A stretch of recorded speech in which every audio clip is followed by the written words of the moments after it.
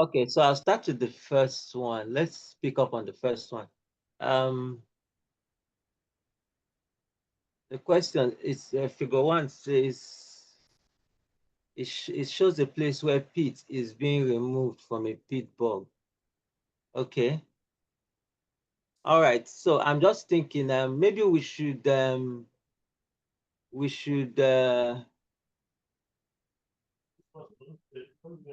take on the questions that you would most likely feel we should discuss. Okay. Okay. Yeah, so maybe in that case, that way we'll be able to, we'll probably be faster and we'll cover more ground. I'm not too sure of the 36 pages, if that translates to 36 questions. Okay, so for this first one, what should be the answer?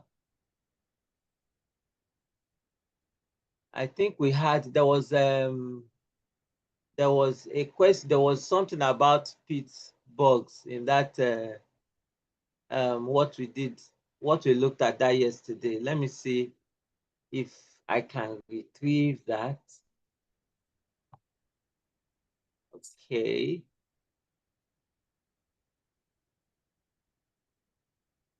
All right.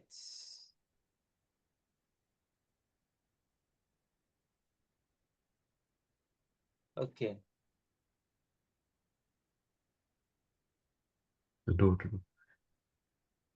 Okay. Okay. Do you remember? Sorry. Let me open it in PowerPoint. I think PowerPoint had it a bit different. Paper 2 foundation. Open.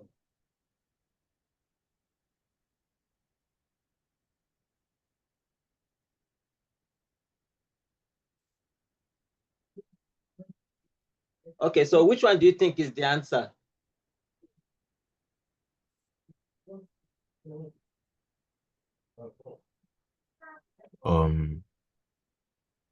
To produce garden compost.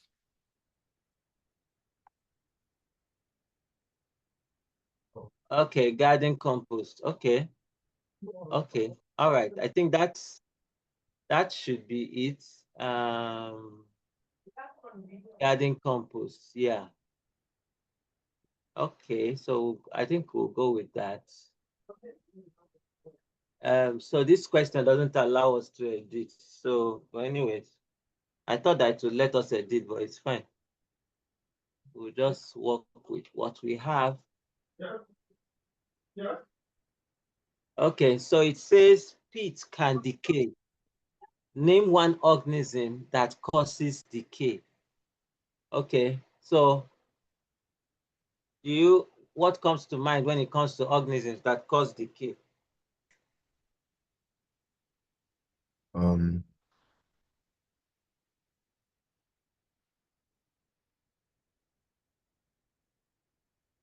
Bacteria.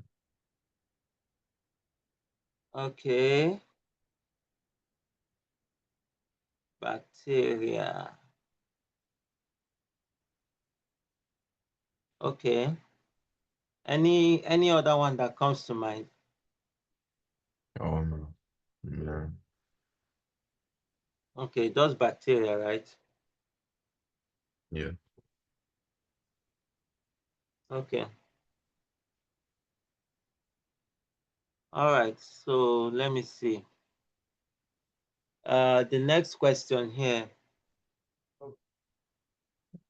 Okay, but hold on. Let's re-examine that question. See, even though it says one type of organism that causes decay, can we consider other another group? So not just bacteria. Bacteria are good examples. The other group of organisms that cause decay in an ecosystem are the fungi. Okay, so bacteria, fungi, Then if you want to talk about more complex organisms than bacteria or fungi, you have insects, okay? Insects, if we go with the fact that decay can also be seen as decomposition, then you need to consider insects too. Of course, in the early stages of decay. Then earthworms. Earthworms um, are also organisms that can cause decay. Okay, good thing they said just one type, so we're covered. All right, let's move to the next one. It says complete the sentences. Choose answers from the box. The organisms, I'll go straight to the question. The organisms that cause decay respire. Okay, the gas used for respiration is, okay. So what's the gas used for respiration?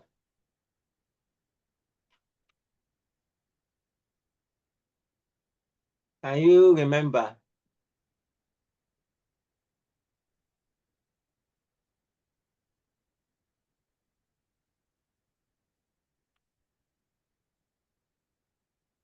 Noah, do you have an idea? Is it carbon dioxide? Uh, I think that would be oxygen. I think that would be oxygen because usually oxygen is used to, like, you know, produce that suitable environment for sugars to be broken down. Okay. Or so oxygen and then carbon dioxide? Yes. So the gas produced by respiration would now be carbon dioxide. Yeah. Okay. So let's see. It says question one continues on the next page. Okay. Peat bogs cover a total area of 3,700,000 square kilometers. And in 2020, 46% of peat bogs were frozen.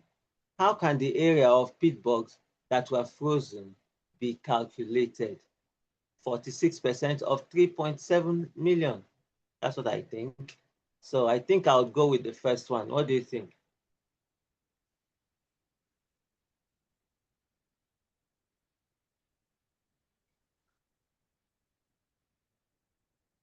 Noah, what do you think? Would that be the correct answer? Yes. Okay, because that's what it says. 46% of peat bogs were frozen. Okay. All right. So the percentage of peat bogs that are frozen decreases each year. Suggests why the percentage of peat bogs that are frozen is decreasing. Do you have an idea why this may happen? Do you think it might have anything to do with the decay? Yes. Okay. All right. So I think we can work with that idea. Okay. It says, which two human activities decrease the area of land available for other animals and plants? I think we saw this question. We had a slight reference to this question when we talked about deforestation. So what are the things that decrease the land area? Building factories, that's number one, what do you call it? Culprit. And I would say the second one would be quarrying rocks. What do you think?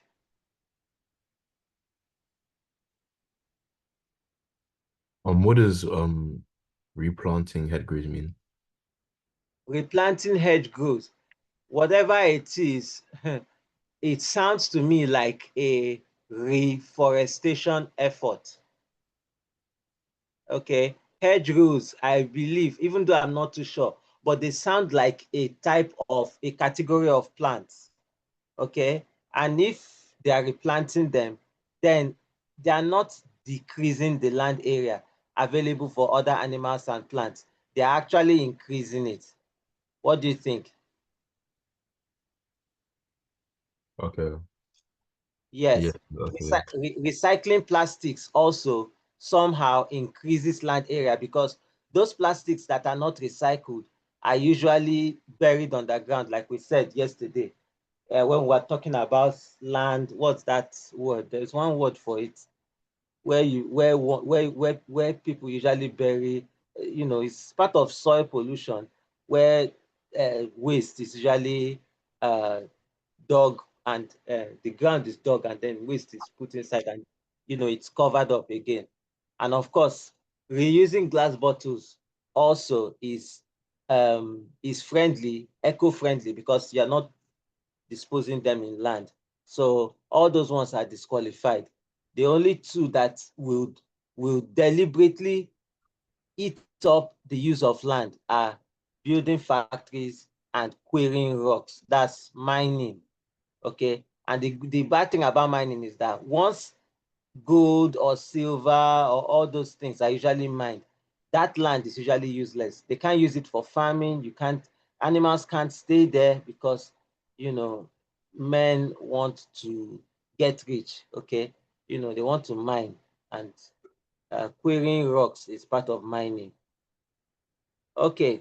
So I hope you got that. So we can move on. Oh, okay. Yes, yes. Okay. All right. So, second question says a student investigated the effect of either seeing a stimulus or hearing a stimulus on reaction time. I think this is that experiment. So it's describing um, how the experiment was carried out. Press a key on the keyboard as quickly as possible when the computer screen changes color. Okay, so that's the reaction time. Trying to see stimulus from the environment where color is changed. Okay, how how fast it would um, um, um, happen. Okay. Next, the student measured their reaction time to hearing a sound. Sit in front of a computer with a reaction time program open. Press a key on the keyboard as quickly as possible when the computer produces a sound. Record the reaction time. Hmm. Okay, so that's just a brief on the experiment um, and then it's now asking for what would be the independent variable, a dependent variable, and a control variable. Okay, so I don't think this particular experiment was covered in that material that we saw yesterday, but if we want to liken it to that, then I think we said something about control variable. That control variable is, I think, the one that's not. Um, I can't remember how you put it yesterday. How do we identify the control variable?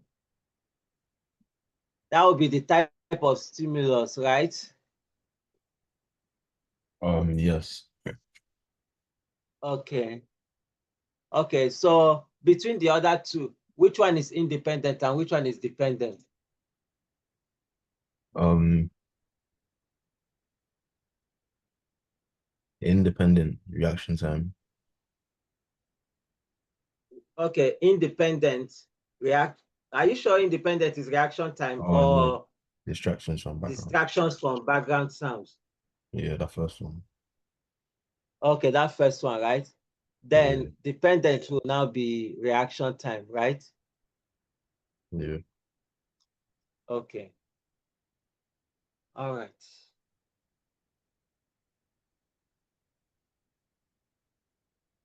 Okay, so The second bit says, how could the method be improved? Measure the reaction time with a stopwatch. Only test reaction time to see a color change. Repeat both methods 10 times. I think a stopwatch. What do you think? Using a stopwatch, would that be effective?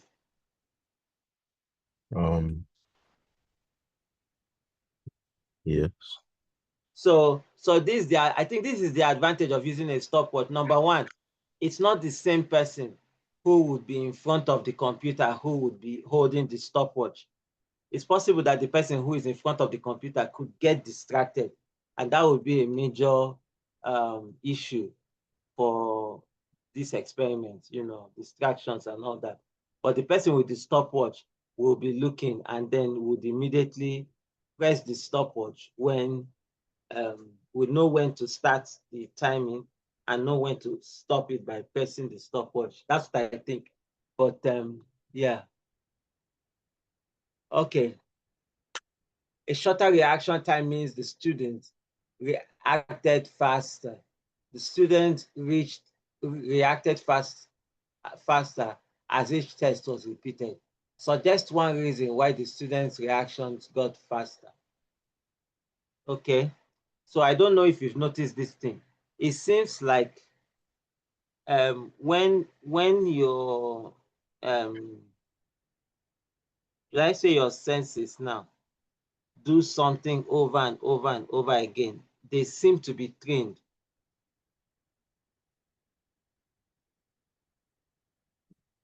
Okay, so would you say that that's the reason why it looks like the reaction time is um,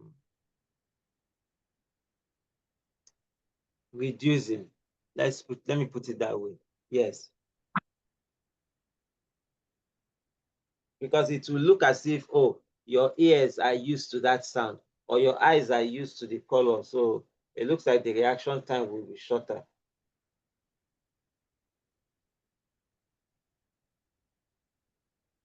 Or what do you think? Um,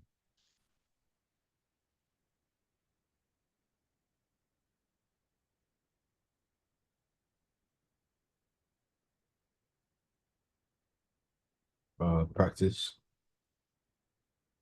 Practice. Okay, okay, okay, that's fine. That's fine. I'll go with practice. Another way of saying it, saying the same thing. Okay,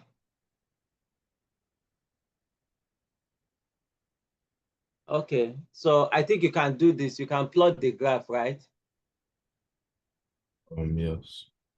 Okay. Okay, so I'll leave all those ones that have to do with the graph.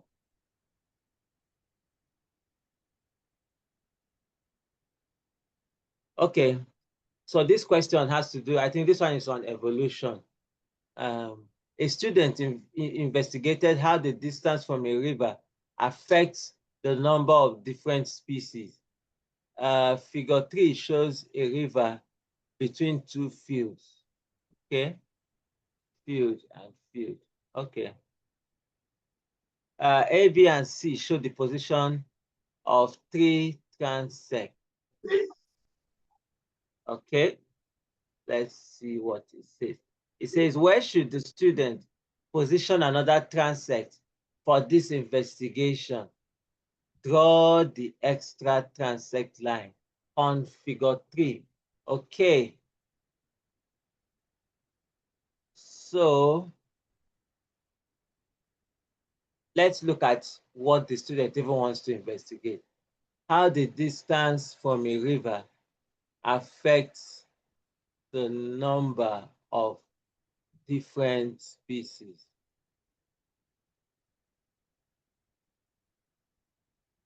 Okay, how the distance from a river. Hmm.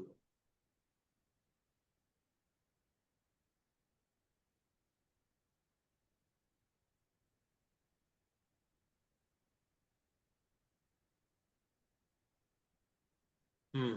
So what do you think? Where else do you think we should put a transect for this guy? Um,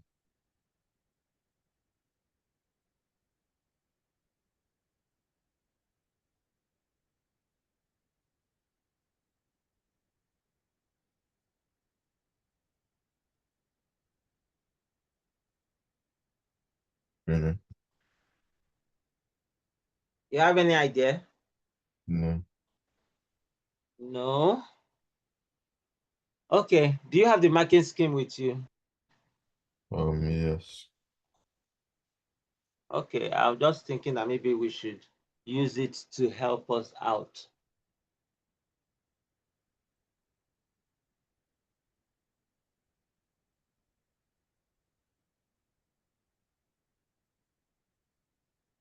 Okay. Says line approximately perpendicular to river. Where? Approximately perpendicular to river. Approximately. Hmm. And when they say approximately, okay.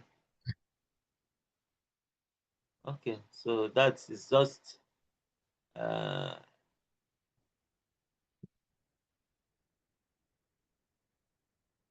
okay. So yeah, that's fine.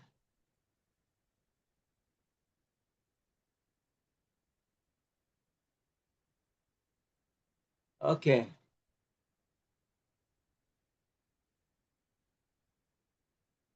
It says the student recorded the number of different plant species at 1 meter intervals along each transect.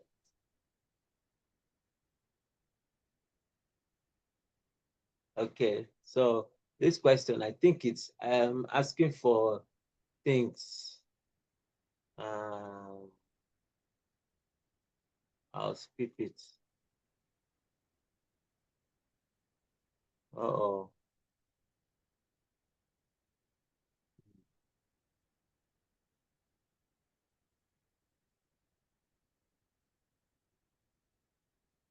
Wow. Okay. Okay. So can we work on this next one, this figure 4? It Yeah. says, what was the mean number of different plant species 5 meters from the river? Okay, so 5 meters from the river, the mean number of different plant species. So 5 is second to the last on the right-hand side.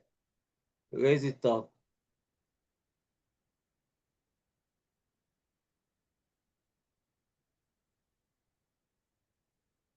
Okay, what was the mean number of different plant species? Okay, so we know that another word for mean is average. So let's just see what we need to add up and divide by what. So for 5 meters from the river, I'll raise my mouse and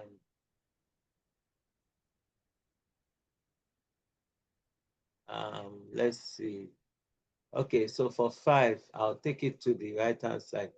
So 5, 5 is the first one, right? I can't annotate, but okay, let me try and annotate. Sorry, I just remembered now. I can annotate, but annotate cannot save on the something. That's the only problem with it. Let me just annotate. Okay, so this is the first one. This is the second, and this is the what? The third one. Okay, so are you with me on this? Yes. Okay, so I'm thinking that this guy is the first one would be 5 here. They're asking for mean, so we'll take all the possible values.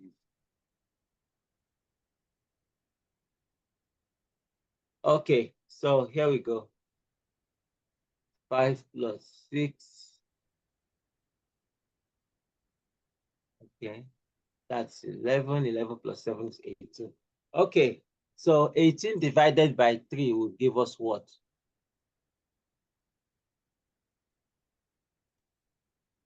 6. 6, yes. So I think mean number of different plant species is 6. Okay, all right. So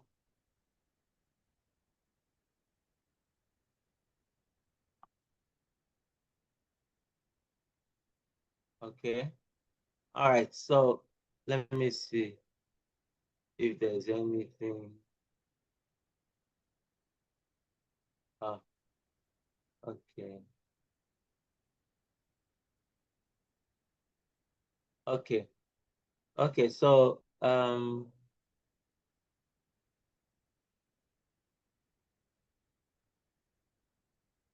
okay, I think I'm the one sharing, but let me see. Okay. All right. Oopsie. Okay.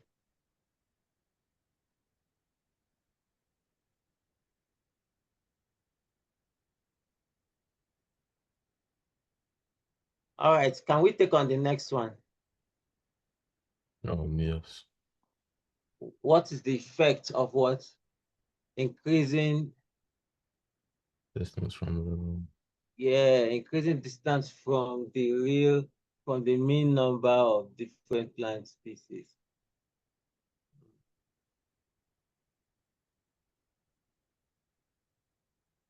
Okay. What do you think about this? If you increase the distance, right, it's going to make getting to the river, which is a source of life, harder. And that may cause a, a decrease in the number of plant species. What do you think? Um, yeah, we're causing an increase. Okay. That's what I think. So increasing the distance from the source of water can affect the chances of survival.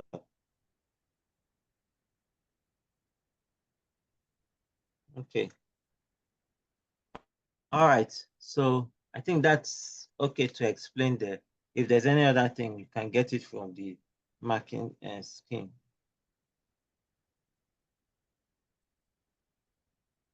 All right. So you have what you can write there, right? Yes. Okay. All right. So let's see. Mhm. Oh, I'm sorry. I okay. Oh, sorry.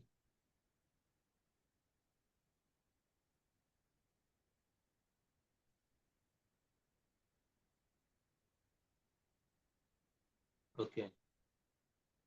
I was done with this.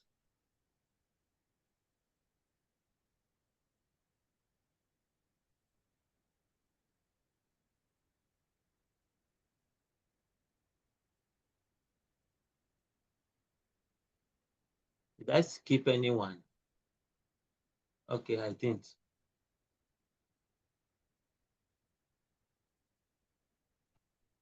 Okay, look at this guy. It says minimum and maximum value of figure 4 show the range of results at each distance from the river.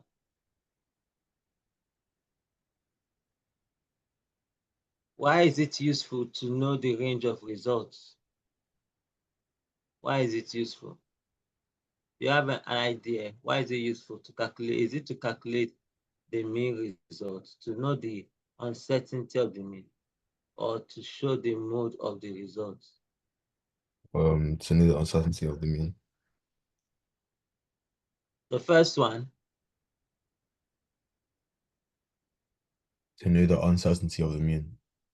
okay, the uncertainty of the mean. Okay, okay, that's cool. Sounds more like what a statistician would go for. Yeah. Okay, so let's move on. It says here that cows are kept in the fields. Okay, usual. Fewer plants are found where the cows often walk on the ground through because there will be a kind of stampede, and as you expect, the number of cows is one biotic factor that affects the number of plants through. It says which two factors are abiotic factors. So remember, biotic simply means that that thing is alive and well. And abiotic simply means things that cannot be, uh, you know, um, yeah. So I think this grouping it into living and non-living would just help make it easier. Which of these would um, um, be an abiotic factor? That's non-living things. Okay. It says tick two boxes. So which of these is non-living that can affect the number of plants? Do you think light intensity would affect it?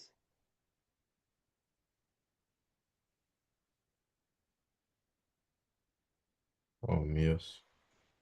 Okay, now the more what do you call it, likely culprits are pathogens, and it says you should tick two boxes. Pathogens are things like malaria, right? Yes. Okay, so malaria causing this thing, yes. Okay, so we can use that for our. Okay, what does this one say? Explain why a decrease in the number of plants across the world increases global warming. Okay, so can you explain this? Let's hear you.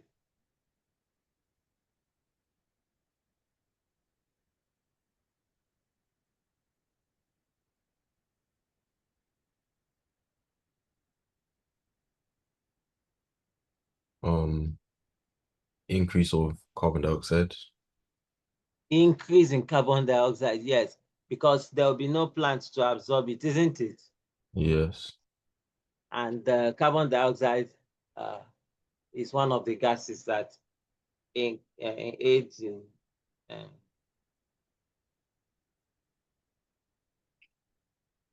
that would that would be a culprit. Yes, let me just put it that way. Um, Decrease in the number of plants.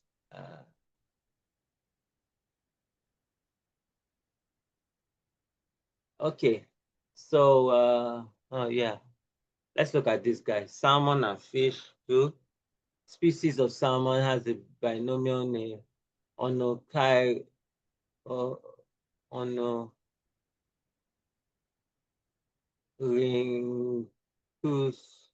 Onorhynchus keta. Okay, okay.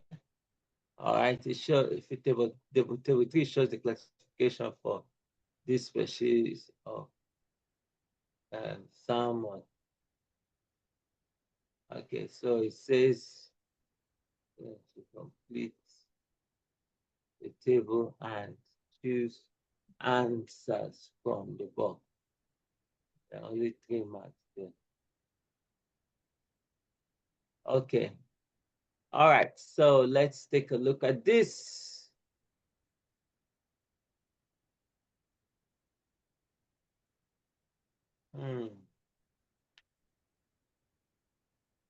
Okay. So actually, I'm not sure of this. Okay.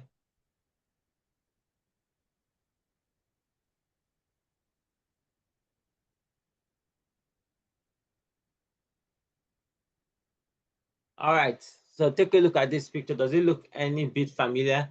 It says this shows sea lice attached to the skin of a salmon. Okay.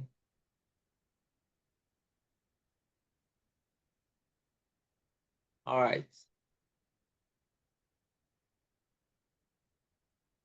Hmm. Okay. I'm just seeing those facts there. Salmon are fed with food from soil plants. Okay.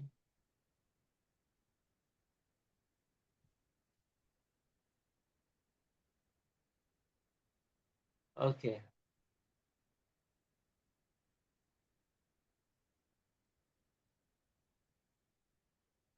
Okay. So let's look at that question that comes after it. It says which food chain represents the salmon?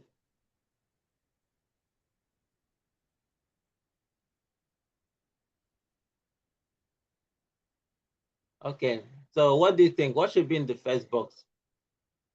Um, soy plants, salmon, then sea lice. Hmm. Energy levels, right? I think we should start with So soy plants, sea lice, right? soy plants. Soya plants. Okay. Hmm.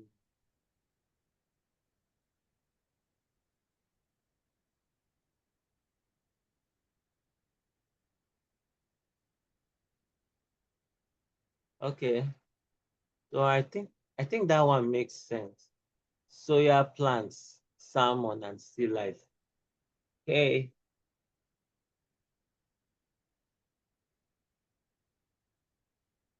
It says, what do the arrows in the food chain represent?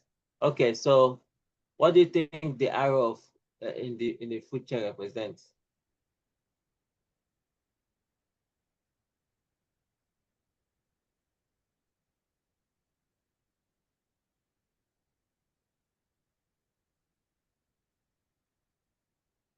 Okay. So what do you think? This one is a fact. I think we looked at it yesterday. What do you think is the answer?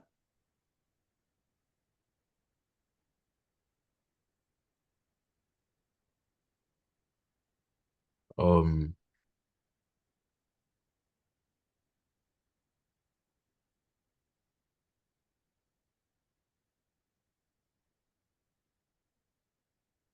the transfer, the transfer of energy. Okay, the transfer of energy in the food chain. Yes, I'll go with that. Yes, correct.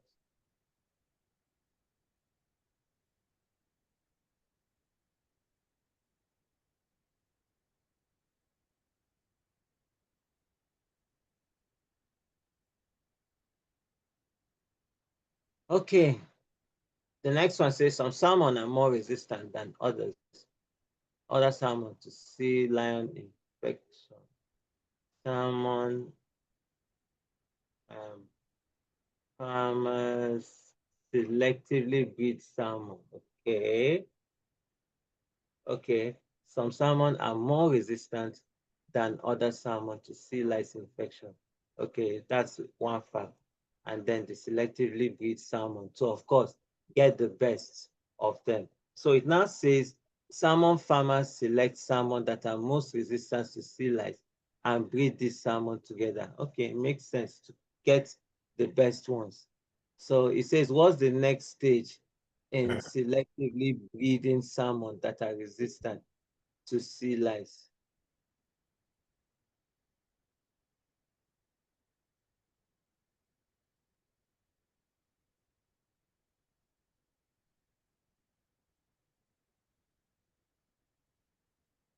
Okay. Do you think the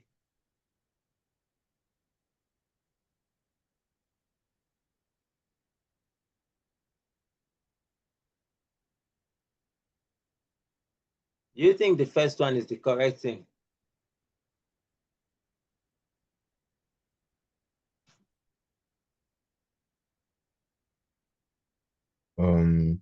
Yes.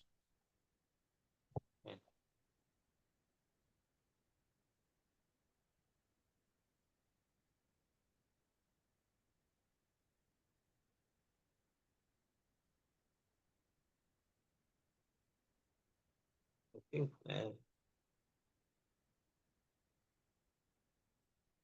okay, I think I've seen that. It says, when is the process of selective breeding finished? When? When? Is it when after one generation have produced offspring, or when all the offspring are resistant to lice, or when the lice are living on salmon? Which one would you say marks the process, the end of the process?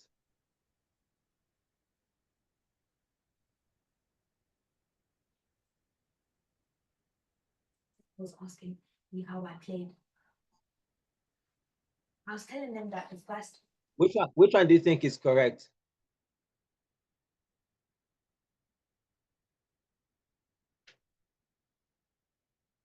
Sorry, Noah. Okay. The second one.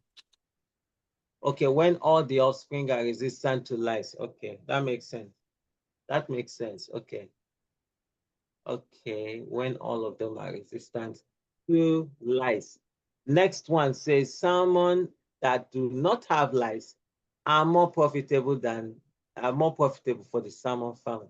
Suggest why. Why do you think that would be a good reason for making them more profitable?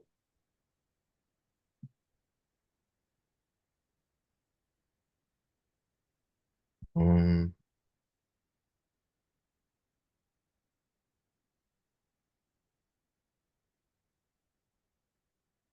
Okay, you don't have an answer. they grow larger.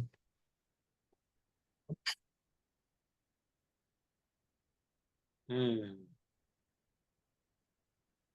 Okay. Um, yeah, so let's talk about sea lice, right?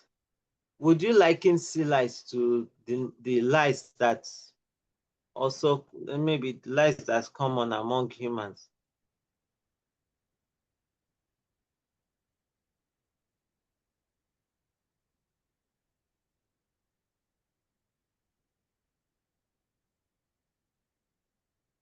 Okay. What do you think? Do you think let's see, sea lice, right, is a it's a carrier of stuff itself. Does it have any advantages, or rather, does it have disadvantages?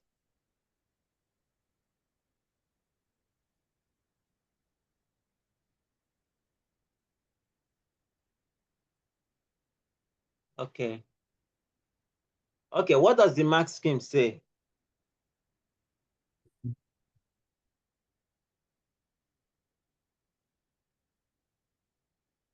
Um,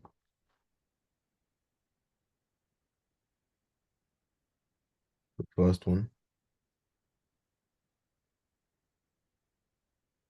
Okay. Okay. Okay, so that's what makes it um um the one that doesn't have sea lice would definitely be more profitable. Okay. Okay, let's leave it at that. Okay. I even think there's a reduction in quality. Okay. So yeah. It says, what is the disadvantage of selectively breeding salmon? The first one, all the salmon may suffer from the same diseases. Okay. Salmon, fewer sea lice will infect the salmon. Oh, that doesn't sound right. Salmon will have a large variety of genes. Now, which of these do you think sounds like a disadvantage? Um, all the salmon may suffer from the same disease. Yes, a disadvantage of selectively breeding salmon. Which of them here looks like a disadvantage? Let's just pretend you don't even know any of them. All the salmon may suffer from the same disease. Exactly. All the salmon may suffer from the same diseases, and that's just because of selectively breeding them. Okay, thank you. Because you somehow you want to eliminate the other breeds that are um,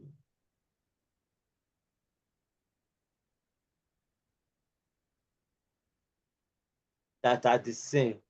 So yes, if you keep on breeding the same one, then likelihood of having a disease, the same disease, being taken out will happen. Okay, this one looks more like a word problem, right? It says other fish farmers have produced genetically modified salmon. Ooh, GM salmon grow large than salmon large enough to sell in 18 months. Oh, that's in a shorter time. Yes. Non-GM salmon grow large enough to sell in 3 years. Wow. Wow, that's a long time. It now said um, um,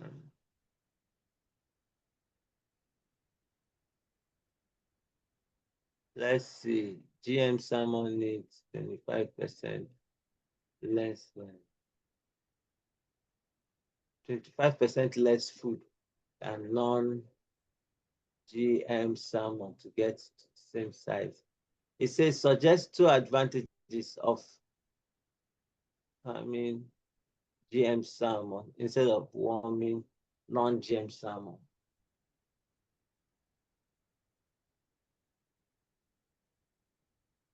I think we have seen enough disadvantages. What are the advantages now, guys?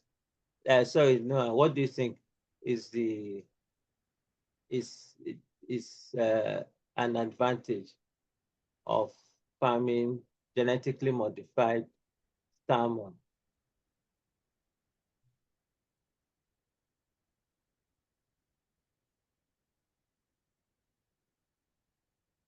Um,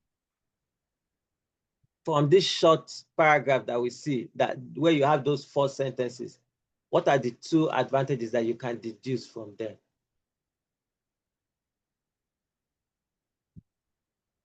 Well, yes, go yeah, ahead. I didn't hear you. Say it again. they grow faster. They grow faster. Yes. What next? So that's early time to sale. Yes. What next? Um, you don't have to feed them as much. Thank you. You don't have to feed them as much. And that translates to the economics. That's the financial aspect. Very, very critical. Because that means that, well, guess what? The farmer doesn't have to spend that much, right? That's especially that last one that says it needs 25% less food than non-genetically modified salmon to get to the same size. So, yeah, that's it. High profits. We're talking about high profits here. Okay, we're moving on. Genetically modified salmon are often farmed a long distance from where wild, non-genetically modified salmon live. What is the advantage of farming genetically modified salmon a long distance from where wild salmon live? Now, it says tick one box. To reduce the risk of the genetically modified salmon breeding with the wild salmon. I'll go with the last one. What do you think?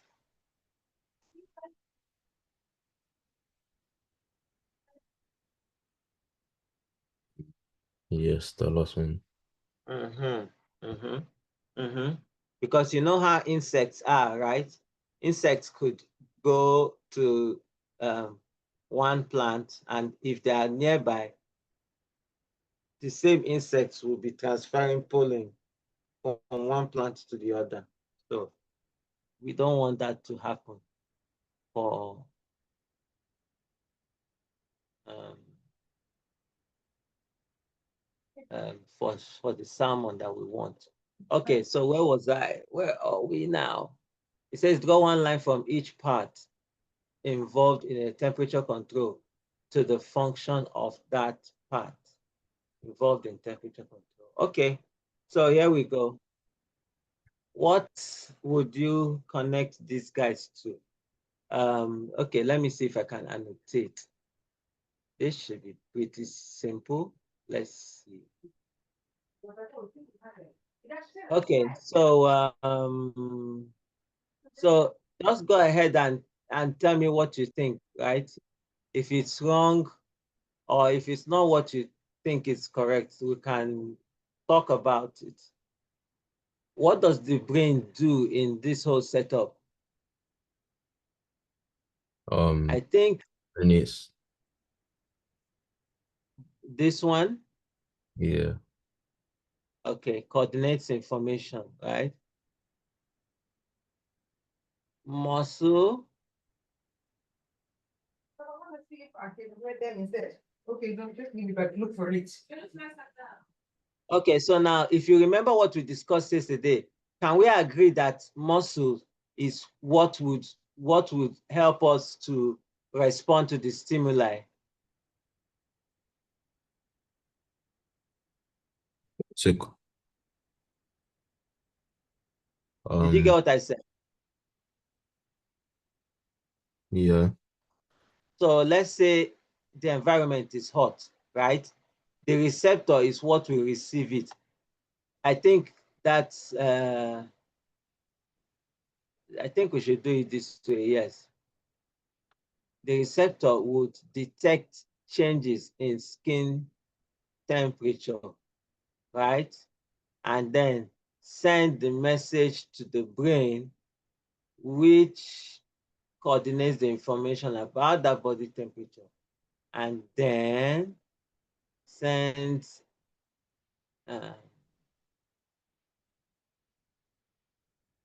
responses to the muscle, right? Or what do you think? So the muscle would be doing this one, would contract. No, no, no, no, no, no, no, no, no. Sorry, that's my bad. Sorry, that's not right. The Maybe. muscle would,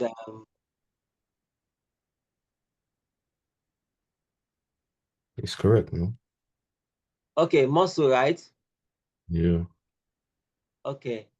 So yes, to increase body temperature. Okay. Okay. All right.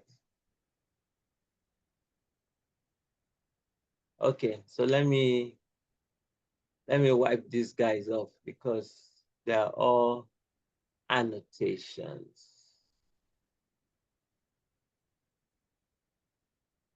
Okay. You remember homeostasis? This is a question on homeostasis. It says, why is it important to allow cells to function properly? It says mark 2 boxes, tick 2 boxes. To change body temperature to match air temperature? No, that has never been the importance of homeostasis. To decrease water levels in the body throughout the day? I don't think so. I'm trying to see if I can use principle of elimination and eliminate the wrong ones. So those two there are wrong. I think the first one sounds like one of the answers, yes. Because if the body interior environment of the body, internal environment of the body is well, regulated, then cells will function properly. So let's look at this fourth one. To maintain optimum conditions for enzymes. Yes, I remember that. So that was it. To the first one and the fourth one. Do you agree with that? Yes. Okay. All right. What's the next question? It's a graph. And body temperature over a long distance swimmer can change with the length of time.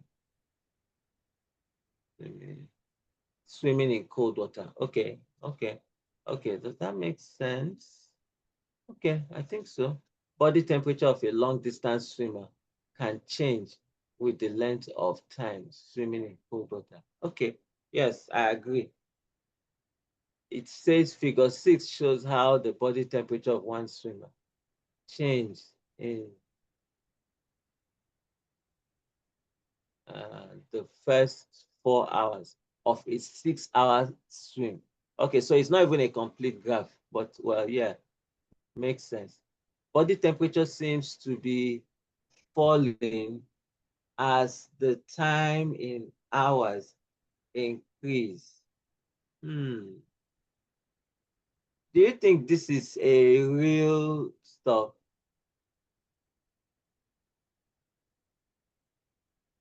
I would have expected the body temperature to increase.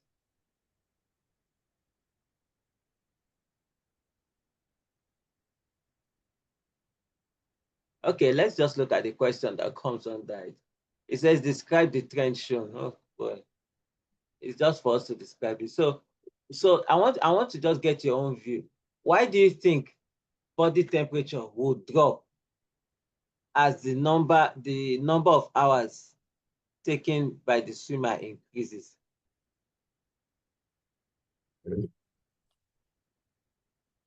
Could it be because it's in cold water? Yeah. The guy is swimming in cold water, so it's going to definitely affect the interior environment. Okay, nice one. Okay. This next one says, determine the change in body temperature in the first 4 hours of the swim. Okay, so let's go to the graph. I think I'll have to annotate for this one. First 4 hours, body temperature, change in body temperature for the first 4 hours. Okay, if I have to annotate, then first 4 hours would be this. Whatever is here. And then first 4.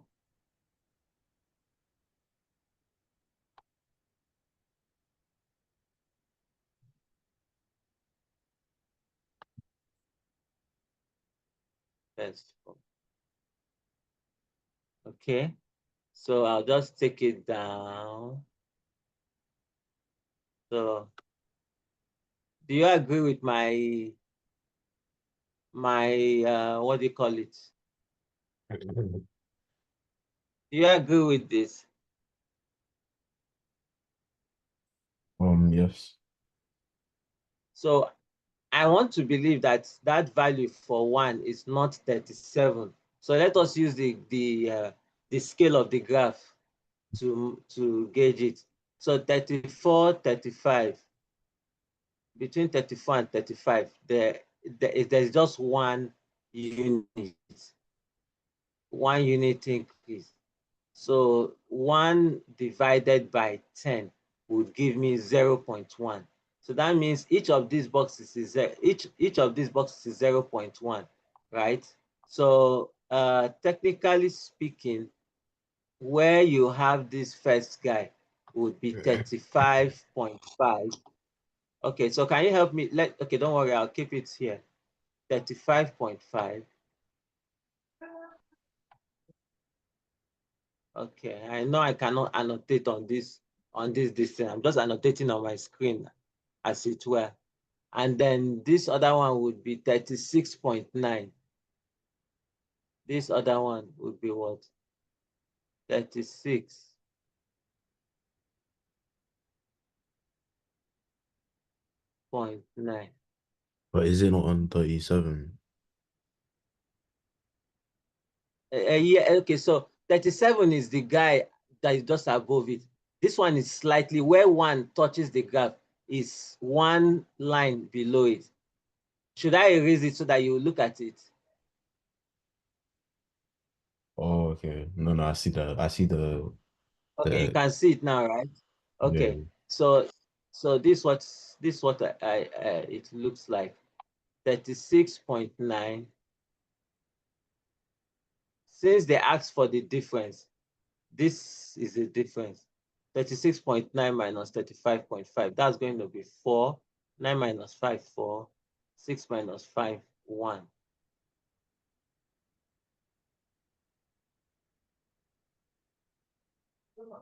Degrees Celsius. Okay. All right. So I'm going to stop annotating now. Let me erase. Sorry, can I just go get my charger quickly? Okay, yes, please go ahead.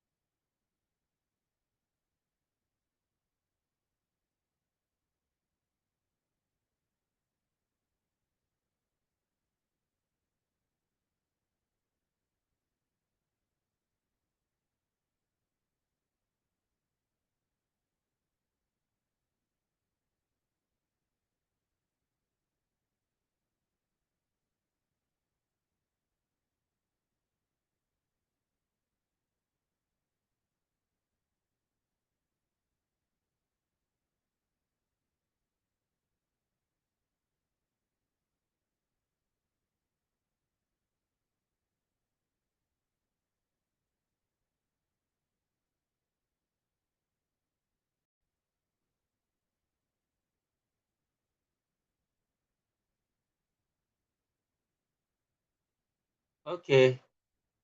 Okay, Noah, you're in, right? Yes. Okay, all right. Okay, so I'm going to proceed now, but I'll need to erase this so that it doesn't block the other questions. Okay, so the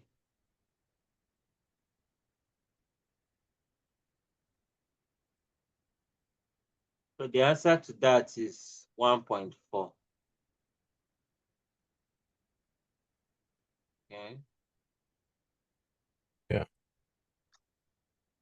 All right. So the next one is that one that talks about hypothermia. It's a dangerously low body temperature of 35 degrees Celsius or colder. Okay. Predict when the swimmer was first at risk of hypothermia. You should extend the line on figure 6. Okay, let's see. How are we going to extend that line? Okay. So let's see. Okay. Let's see. How we would extend the line. I think I'll need to annotate again. I'll need to annotate again. Okay, so it seems to me if we are to extend this line, right, it's going to be going this way. What do you think?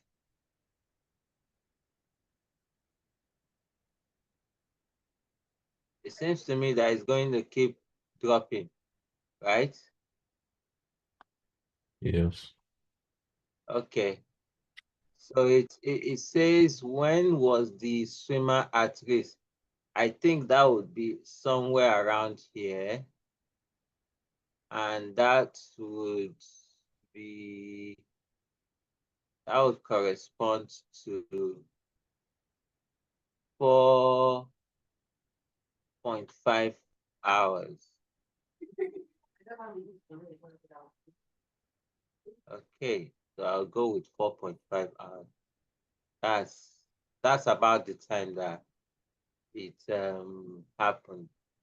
Hypothermia, the first time that it was at risk of. Okay. Okay. So what do you think? That looks correct, right? Yes. Okay. All right. So let's see. Sorry, let me erase these guys that I used to annotate.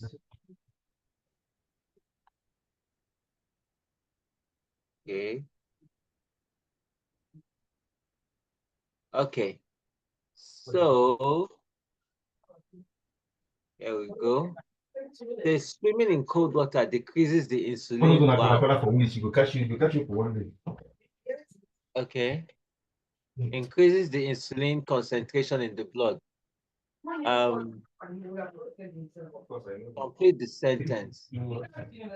Insulin is produced by the. So which one is correct here? Pancreas. Pancreas. Okay. Insulin is a hormone too. Which organ system produces hormones?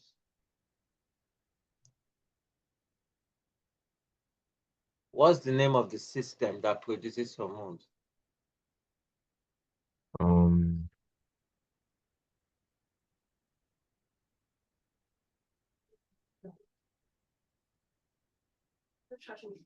Endocrine. Yes, endocrine. Thank you. That's it. Endocrine. You're correct. Okay. The next one says, when insulin concentration in the blood increases, glucose concentration will definitely decrease, right? Yes. Because the insulin will help to break it down. Okay, it says, I'm not too sure of this one, but let's see. give one risk factor for type 2 diabetes. So if we take a look at that guy, where we talked about diabetes yesterday, let me see. Okay, here we go. Risk. Okay, so result of genetic and lifestyle risk factors. Treatments include exercise and healthier diet. Body becomes resistant, not immune to insulin. Okay, so that's okay. So would you describe that as a risk factor?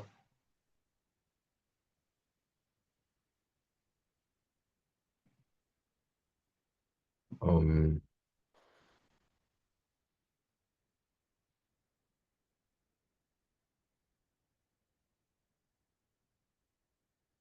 Well, yesterday we talked about what causes both types, type 1 and type 2.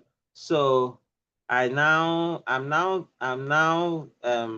thinking, should we use that, take the course as what's the possible risk factor? So I usually think a risk factor should be more likely what is the result of something,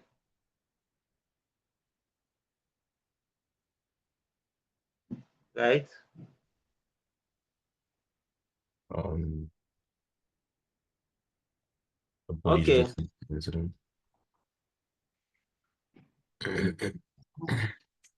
Okay. So I just took a look at another material, right? Risk factors for type 2 diabetes include genetics, age, obesity, physical inactivity, and ethnicity.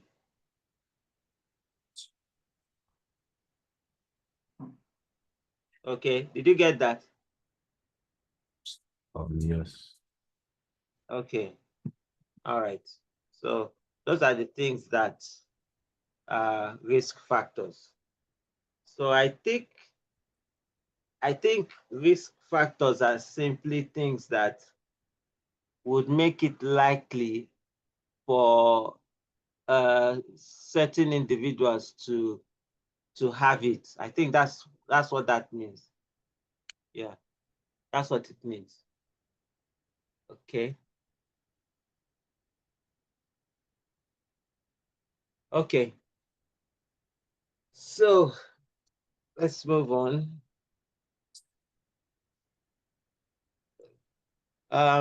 What does this one say? Sexual reproduction in humans involves the production of egg cells and sperm cells. Okay. Name the type of cell division that produces egg cells and sperm cells. What would Immune that be? system. Meiosis?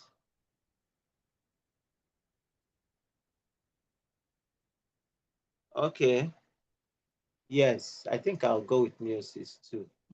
Yes, like a breaking down. Okay. Okay.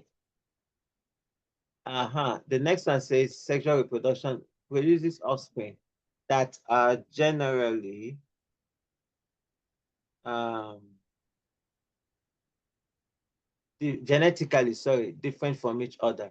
Give 2 reasons why this causes variation in the offspring. Okay, so what are the 2 reasons that variation can arise in reproduction? That's all. Genetic information. Genetic variation, right? Yeah.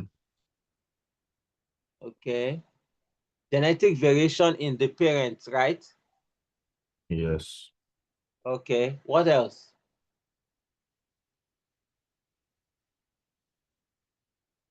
Um, Mixing of genetic information. What did you say?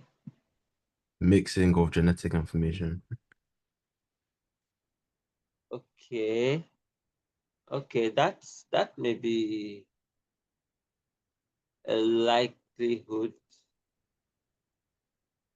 Okay, something that could cause it too. Okay, all right, yeah. I think we could fly with that. Okay. Okay, so I think I remember seeing something like this. Yes. Hmm.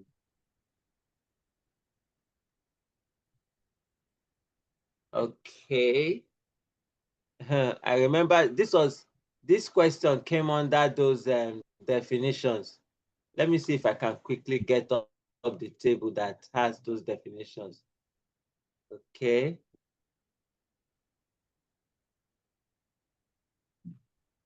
BBDD. Okay, so it says a person with the genotype DD is homozygous. What word describes the genotype DD? Would you go with heterozygous?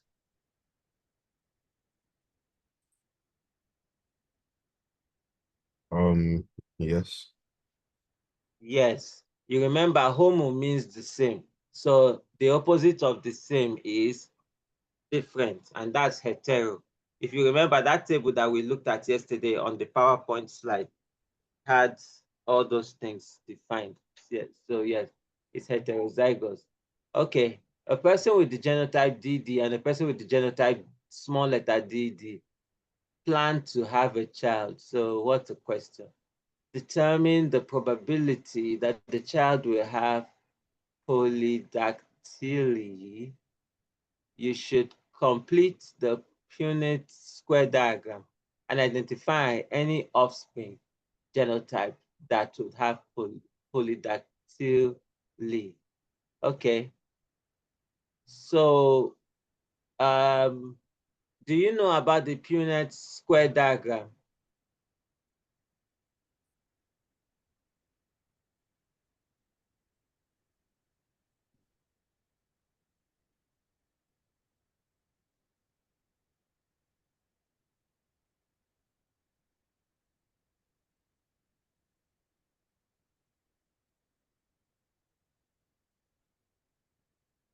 Hello, Noah. Hello. Yes, I was asking, do you know about the Punnett square diagram? Yes, yes. Okay, so okay, let me see if I annotate. Now, if what I'm drawing doesn't look like what you're familiar with, just let me know, okay? What comes to my mind is that we have a dominant one and then a recessive one. So the capital D, I'll say, I think,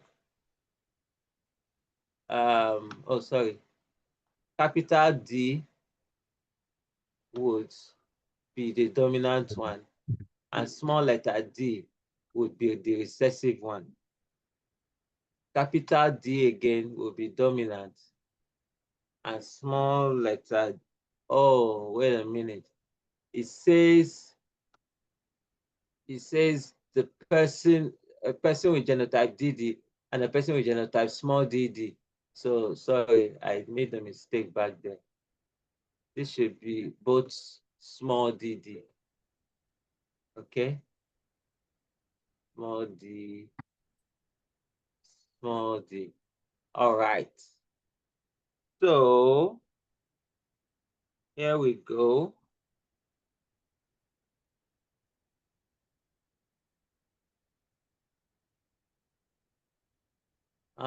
So this and this would combine to give me this and this. And this would combine to give me this and this. And these two will combine to give me two recessive genes. And this will also give me two recessive genes. So the question is that what's the probability that the child will have polydactyly?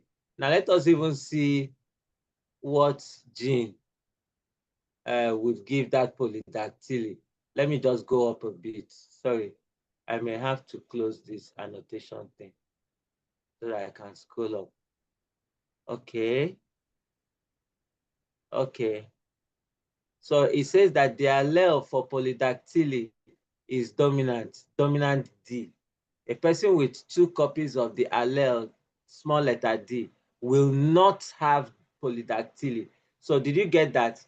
So let's see, let's get this fact.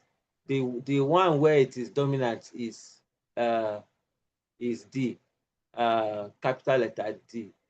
So the person that has both 2 copies of the allele will not have it. So let's see, let's use that and calculate the probability. So probability that a child will have it will be, now remember, I'm going to just use this as a principle. Probability that the child will have it will be equal to 1 minus probability that the child will not have it. Okay, so now that we know that small letter D, when you have small letter D, that's the allele, those ones will not have it. So let us simply find that probability, then we'll subtract it from 1. We'll subtract that probability from 1. That will tell us the probability of those that have it, right? Do you agree with that?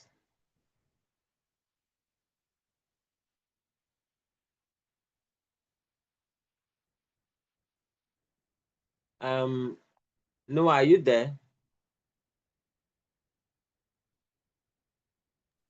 Yes, hello. Okay. Did you get my explanation? Yes. Okay, all right. So the probability of not having it would be 1, 2,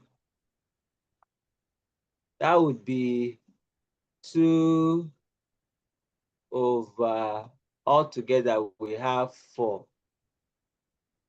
So, and 2 over 4 is the same as 1 over 2.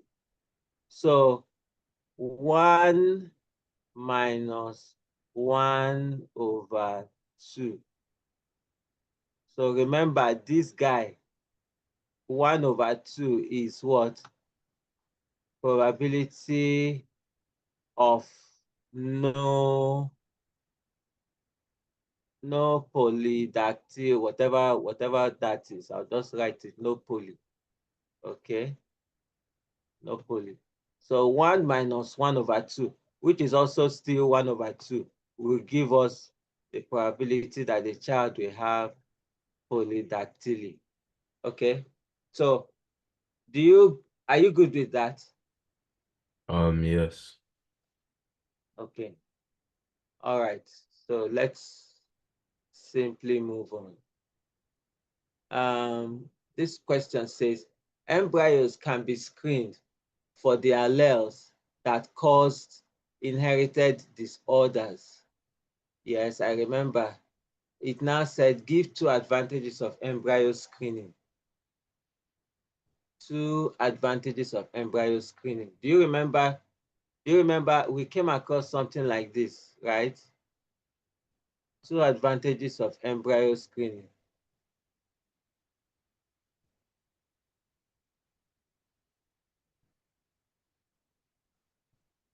So this is the whole idea of even screening the embryo.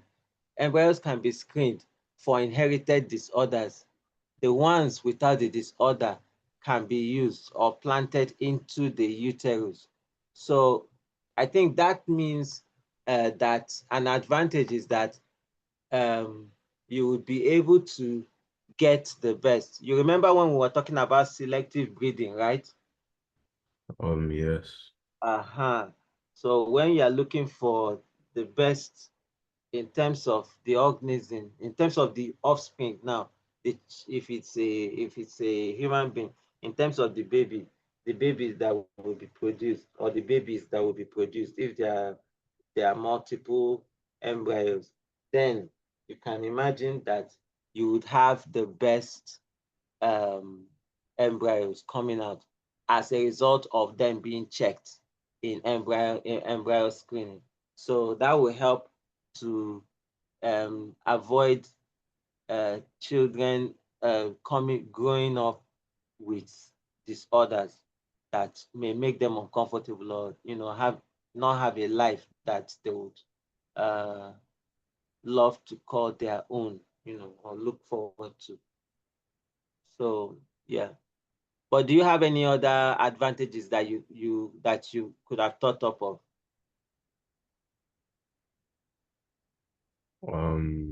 No. Okay. Okay. Anyway, we're not talking about plants now, or else I would have referred to that one that we looked at back there when it came to profitability and stuff like that. Okay. It is estimated that 99.9% of all species have that have ever existed are now extinct. Okay. It now says, why is the percentage of species that are extinct only an estimate? Okay, so what are the likely answers? It says all individuals of one species have the same genes. Really? Extinction is always caused by humans. That's not true. Humans have not found evidence of every species. I think I'll go with the last one. What do you think? Yes, the last one. Okay. So the next question says, what evidence is used to study species that have become extinct? It's fossils, right? Is there any other evidence Yes. that comes to mind?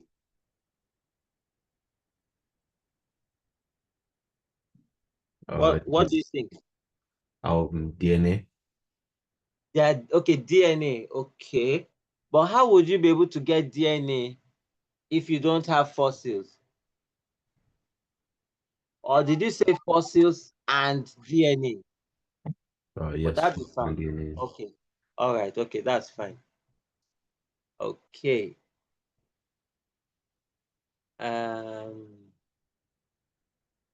Okay, I think this one is that one that's talking about antibiotics and stuff like that.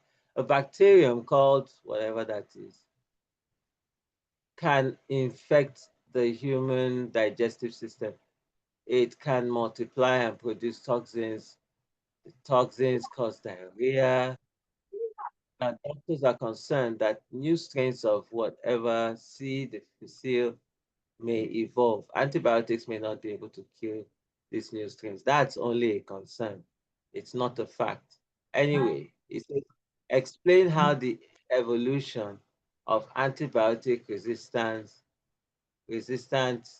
C. difficile can be slowed down. Okay, so how do you think this can be slowed down? The bacterium evolving. How do you think it can be slowed down?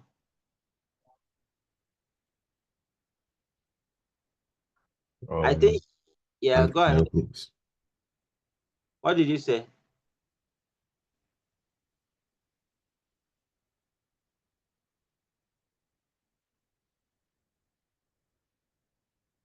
Sorry, I didn't hear you back there. Can you repeat what you said?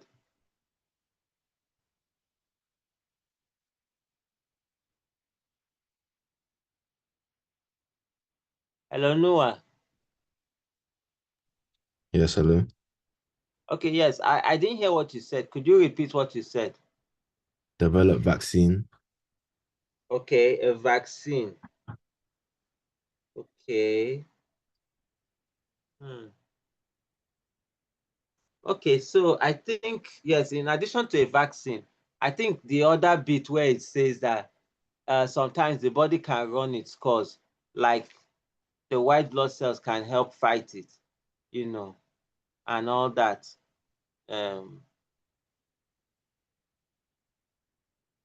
Those are things that would help it to slow down and not to be resistant to whatever they're using to treat the antibiotic that they're using to treat it. Okay. Okay, I think that's all for the questions. Okay. Is that it?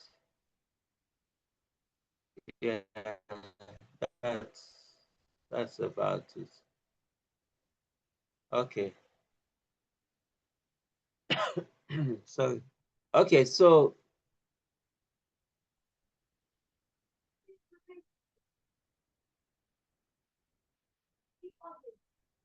wow. What's the Okay, so I think you're good with this, right? yes. Okay. So I think it's perfectly okay if we stop here. Um your exam would be tomorrow, so I believe you've had enough practice. But in any case, that material I sent to you yesterday has some references to some of the questions that we just saw back here, so you can still do refer to it, just to brush up. I hope you'll be okay by tomorrow. I guess um if you've taken medications, you should be fine. Yes. Okay. All right. So I think our next class, let me see. I'm not too sure now when our next class is, but anyway, I'll put it on the group. I'll check and I'll put it on the group when we are aiming for the next class. But yeah, that's it. All righty. So